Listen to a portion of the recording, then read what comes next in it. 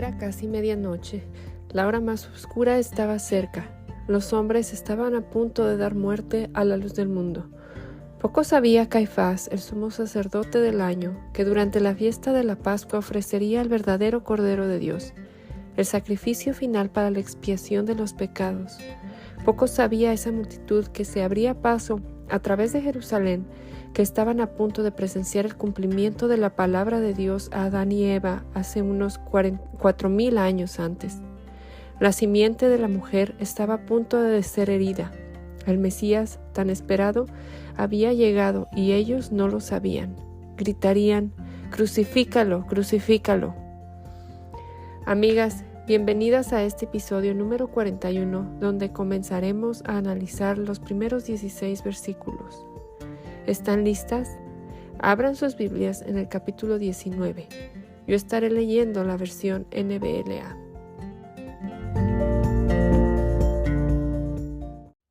Entonces Pilato tomó a Jesús y lo azotó, y los soldados tejieron una corona de espinas, la pusieron sobre su cabeza y lo vistieron con un manto de púrpura.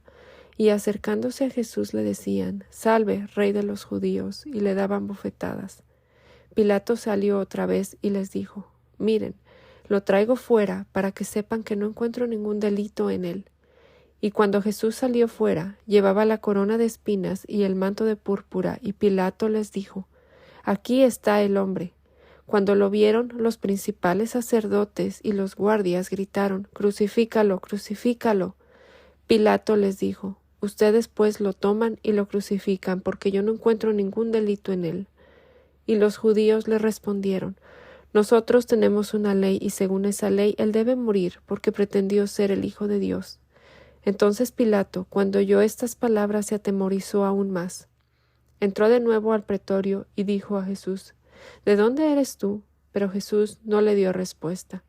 Pilato entonces le dijo: «¿A mí no me hablas? ¿No sabes que tengo autoridad para soltarte y que tengo autoridad para crucificarte?». Jesús respondió: «Ninguna autoridad tendrás sobre mí si no se te hubiera dado de arriba. Por eso el que me entregó a ti tiene mayor pecado». Como resultado de esto, Pilato procuraba soltar a Jesús, pero los judíos gritaron: «Si suelta a este, usted no es amigo de César. Todo el que se hace rey se opone a César». Entonces Pilato, cuando oyó estas palabras, sacó fuera a Jesús y se sentó en el tribunal, en un lugar llamado el Empedrado, y en hebreo Gábata. Y era el día de la preparación de la Pascua. Eran como las 6 de la mañana, y Pilato dijo a los judíos: «Aquí está su rey».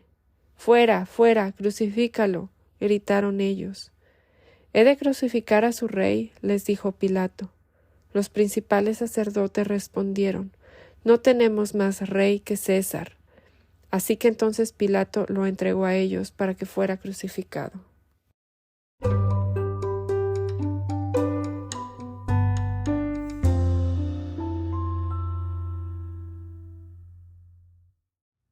Aquí está, Dios encarnado, siendo herido por nuestras transgresiones, molido por nuestras iniquidades. Primera de Pedro 2:24 también nos dice que Él mismo llevó nuestros pecados en su cuerpo sobre la cruz, a fin de que muramos al pecado y vivamos a la justicia. Porque por sus heridas fuimos sanados de la peor enfermedad que la raza humana padece, el pecado. Muchas veces este versículo de Isaías y de Pedro se usa para referirse a sanidad física.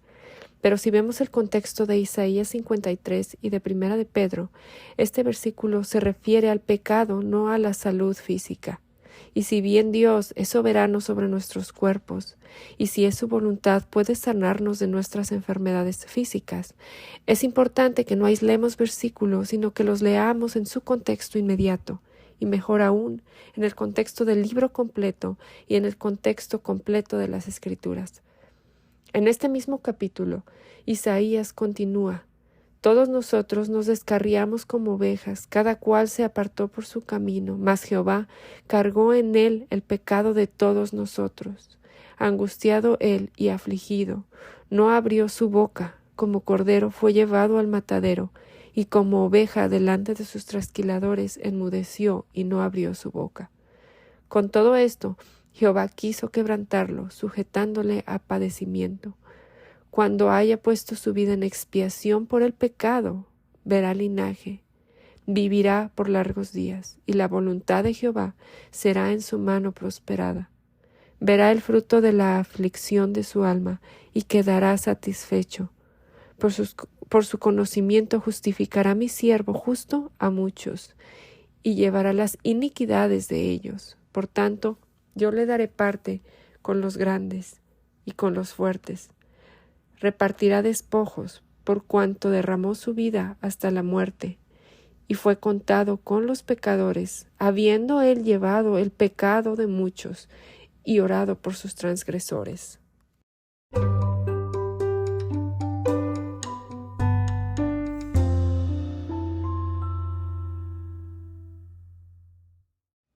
En el versículo 3 de Juan capítulo 19, leemos que los soldados se acercaron a Jesús y comenzaron a burlarse y le decían: «Salva, Rey de los judíos». Pilato salió otra vez y les dijo: «Miren, lo traigo fuera para que sepan que no encuentro ningún delito en él». Pablo, en 2 Corintios 5, nos dice: «Al que no conoció pecado, le hizo pecado por nosotros, para que fuéramos hechos justicia de Dios en él». Los líderes religiosos inclusive brindaron testigos falsos, pero ninguno de sus testimonios falsos tenían sentido. Ellos no encontrarían delito en Cristo porque no había delito en él. Él vivió una vida justa y perfecta. Salió entonces Jesús con una corona de espina y un manto púrpura. Jesús, el autor y consumador de la fe, quien por el gozo puesto delante de él soportó la cruz, menospreciando la vergüenza. Cuando lo vieron los principales sacerdotes y los guardias gritaron: «Crucifícalo, crucifícalo». Pilato les dijo: «Ustedes, pues, lo toman y lo crucifican, porque yo no encuentro ningún delito en él». La crucifixión estaba destinada a infligir la máxima cantidad de vergüenza y tortura a la víctima. Las crucifixiones romanas se llevaron a cabo en público para que todos los que vieran el horror fueran disuadidos de oponerse al gobierno romano. La crucifixión era tan horrible que estaba reservada solo para los peores delincuentes. La víctima de la crucifixión sufría primero azote severo, una prueba que amenazaba la vida por sí misma. Luego, la persona era obligada a llevar un gran madero al lugar de la crucifixión. Soportar esta carga no solo era extremadamente doloroso después de haber sido golpeado y azotado, sino que añadía vergüenza, ya que la víctima llevaba el instrumento de su propia tortura y muerte. Cuando la víctima llegaba al lugar de la crucifixión, se veía obligado a estirar los brazos en el madero, donde serían clavados. La colocación de los clavos también causaría un dolor insoportable cuando estos clavos pasaban y presionaban nervios que corrían por todas las manos. Después, los verdugos también clavaban los pies de la víctima, normalmente un pie encima del otro, clavando a través del centro y el arco de cada pie, con las rodillas ligeramente dobladas. El propósito principal de los clavos era infligir el mayor dolor posible. Una vez que la víctima estaba clavada a la cruz, todo su peso era sostenido por los clavos, lo que causaría que el dolor se dispara por todo el cuerpo. Los brazos de la víctima se estiraban de tal manera que causaban calambres y parálisis en los músculos del pecho, lo que hacía imposible respirar a menos que parte del peso fuera soportado por los pies. Para respirar, la víctima tenía que empujar hacia arriba con los pies. Además de soportar un dolor insoportable causado por los clavos en sus pies, la espalda de la víctima se frotaba contra el áspero madero de la cruz. A pesar de todo este dolor que Jesús experimentó, siendo completamente hombre, cuando le fue ofrecida mirra, él no la tomó. La mirra se había utilizado a lo largo de la historia como perfume, incienso y medicina. La mirra, mezclada con vino, que es de la manera en que se le ofreció a Jesús, era común en las culturas antiguas, ya sea para el placer general o como analgésico. Jesús rehusó disminuir el dolor que estaba experimentando por los pecados de sus hijos.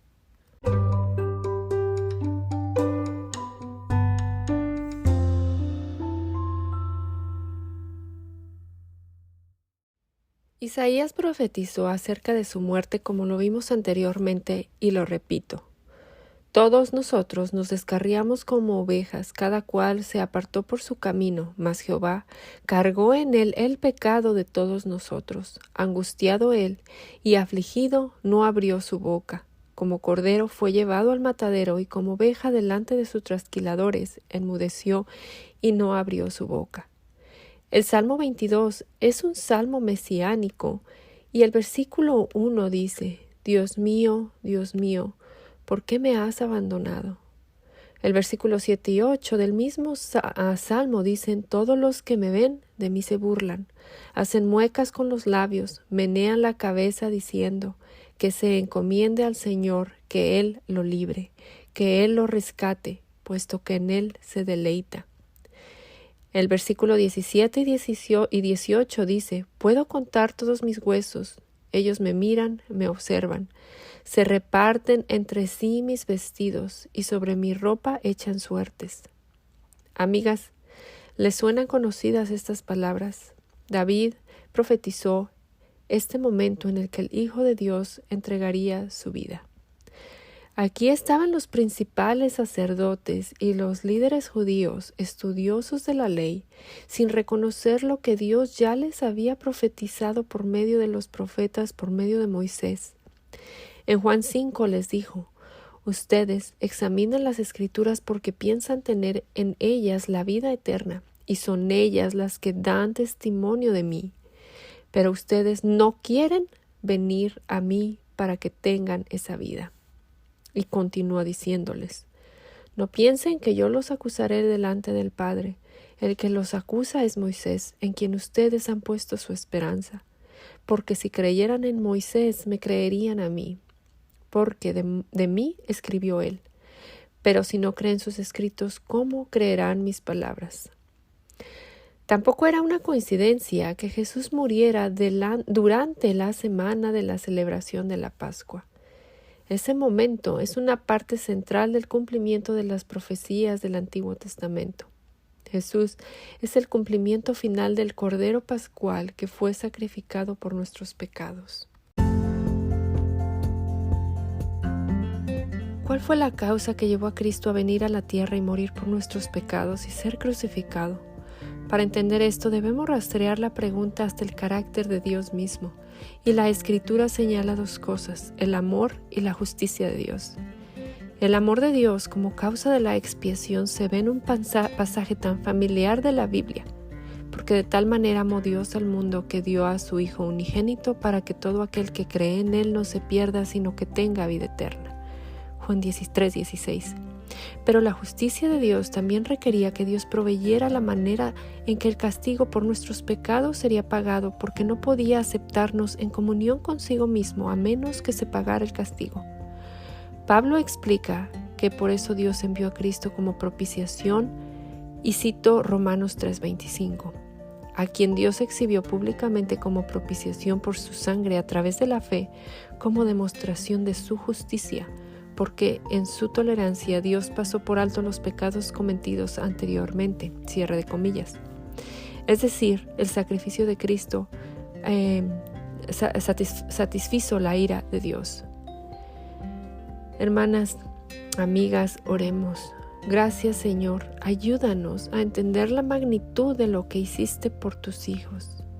Ayúdanos a entender tu amor y tu justicia, y que esto nos traiga de rodillas en alabanza y gloria de tu nombre. En el nombre de Jesús, amén. Amigas, nos vemos. Estoy grabando este episodio en las últimas semanas, en la semana de Navidad. Entonces vamos a tomar un pequeño descanso, tanto en las redes sociales y por 2 semanas en el podcast. También deseamos, tanto Ceci como yo, que el Señor las bendiga y que enfoquemos nuestra atención en estos días, si lo están, bueno, siempre, pero también en estos días, si están escuchando este podcast en la semana de Navidad,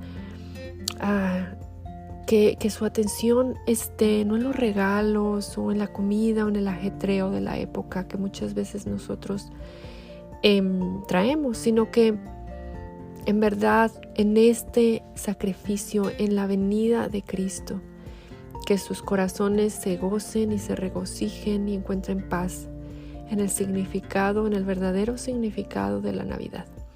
Bueno, que el Señor las bendiga y nos vemos en 2 semanas.